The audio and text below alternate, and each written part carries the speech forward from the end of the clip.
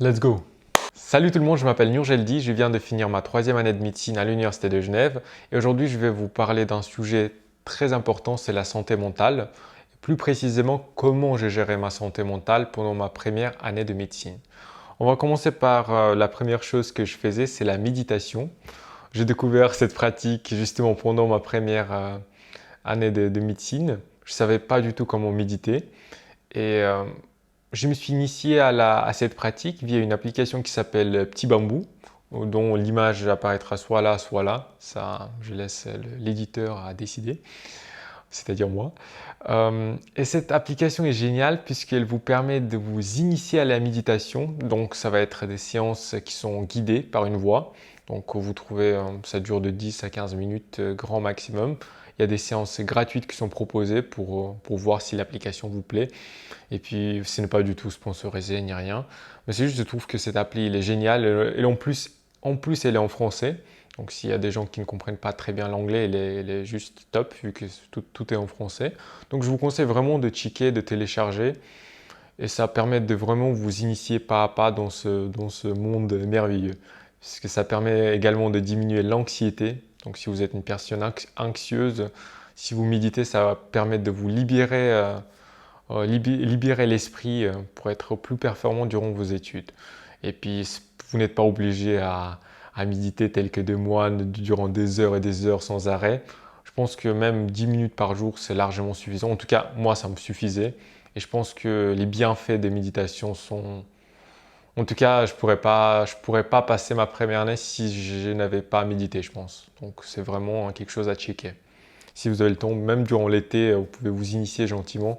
Comme ça, à la rentrée, si vous rentrez en première cette année, vous êtes prêt, vous êtes au top de votre forme. Ensuite, dans la liste, c'est le sport. Alors, qu'est-ce que je faisais comme sport? Je faisais de la course à pied, vu que enfin, je vois même pas pourquoi justifier, mais genre, vu que la course à pied, on peut commencer direct dès qu'on sort de chez soi. Et puis c'est un sport en solo, donc je dépends de personnes. Et vu qu'en première année, j'avais pas beaucoup de temps, ça m'arrangeait bien. Vu que je sortais de chez moi, je faisais ma petite heure de course à pied et je rentrais et direct, j'enchaînais avec soit mes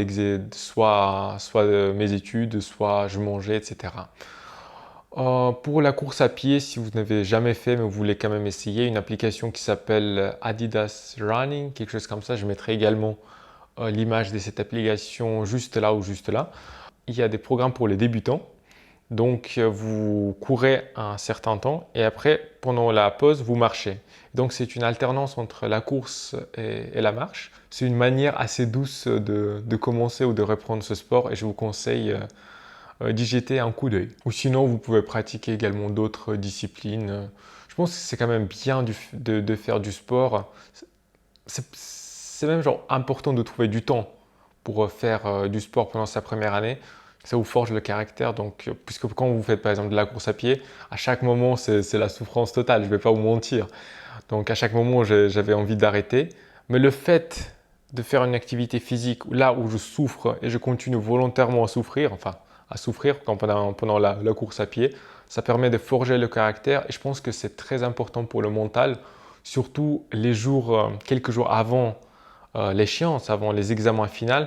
Ça vous permet d'être sûr qu'au dernier moment, vous n'allez pas relâcher et ça permet également de ne pas craquer sous la pression. Ensuite, je faisais beaucoup de balades, de promenades de 15 à 20 minutes. Et pendant ces balades, je profitais également pour téléphoner mes proches, mes amis, surtout mes parents pour les tenir au courant comment ça se passe ma première année. C'était un moyen important pour me ressourcer, pour me reposer. Donc ça, je vous conseille. Ensuite, la musique est chantée durant la pause. Ah voilà, c'est moi, c'est juste, j'ai lu le scénario.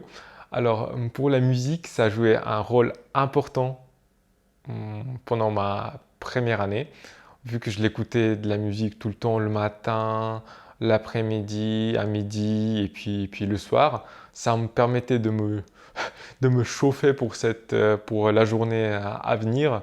Par exemple, lorsque j'avais un peu la flemme avant de commencer le deuxième cours du matin, de 10 à midi.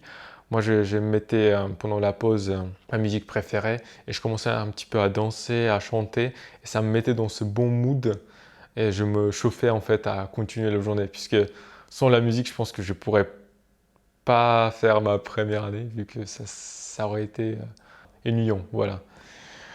Du coup, je pense qu'écouter de la musique et puis un petit peu danser, ça, c'est pas mal en tout cas, moi, ça m'a pas mal aidé. Le conseil prochain, il est un petit peu subtil.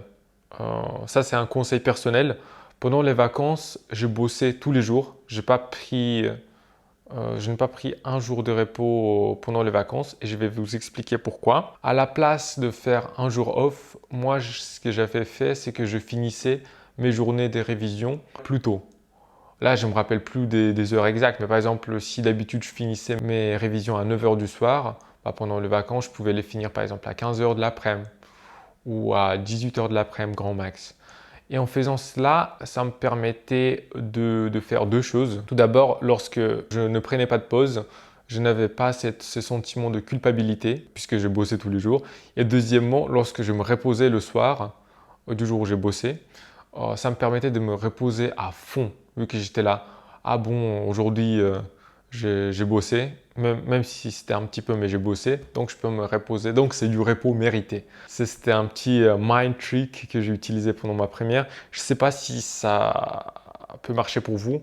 En tout cas, apprendre avec des pincettes. Alors le deuxième conseil, c'est de bien manger et de bien dormir. Je pense que c'est assez explicite pourquoi il faut le faire. Bien manger, ça permet de garder la morale. Et bien dormir, ça permet aussi d'être en bon mood, d'être présent et puis d'avoir la tête à travailler, quoi. Ça va être plus efficace à travailler, etc. Ensuite, ranger sa chambre. C'est vraiment important d'avoir un espace de travail rangé, et même pas que espace de travail, même par exemple votre lit si vous le faites le matin, ou même si vous habitez seul, la cuisine s'il est bien rangé ou pas. Ça permet d'avoir un esprit plus clair. Quand tout est rangé, c'est plus facile en tout cas pour moi de me mettre au travail et d'être plus productif. Donc je pense que, et en plus si c'est rangé, c'est plus joli quoi. Donc voilà. C'est du thé noir avec du miel, c'est la frappe. Bref, continuons. Ensuite, c'est de faire du QCM ponctuellement pendant toute l'année. Ça peut être pendant la semaine ou pendant le week-end. Mais le but des QCM, lorsque vous les pratiquez, c'est lorsque à chaque fois vous répondez juste à un QCM, ça vous booste en confiance. En tout cas, ça marchait comme ça avec moi. Donc, j'aimais bien faire beaucoup de QCM vu qu'à chaque fois que j'en faisais, et j'en faisais juste, enfin la plupart du temps j'essayais en tout cas, et ça me boostait en confiance. Et lorsque l'examen final est venu, moi le jour de l'examen bien sûr comme tout le monde j'ai stressé, mais j'étais confiant en mes capacités. Justement, un des facteurs qui a contribué à cette confiance le jour de l'examen, c'est le fait de faire de manière répétitive et assez échelonnée tout au long de l'année des QCM. Voilà, ma petite vidéo touche à sa fin. J'espère qu'elle pourra aider des personnes qui vont commencer la première année. À toutes ces personnes-là, je souhaite du courage et de la détermination. La première année, ce n'est pas facile, mais avec beaucoup d'efforts et de persévérance, vous pouvez le faire. Et bien sûr, si votre santé mentale se détériore pendant la première année, n'hésitez pas à chercher de l'aide auprès de vos proches ou ou même de l'aide professionnelle auprès des professionnels de la santé. C'est très important de prendre soin de vous et de votre santé mentale. C'est pour ça justement que je fais cette vidéo pour faut pas négliger sa santé mentale, faut la prendre de manière aussi importante que la santé physique. Voilà. Et sur ces belles paroles, je vous souhaite que du meilleur pour votre future carrière, que des réussites et à la prochaine.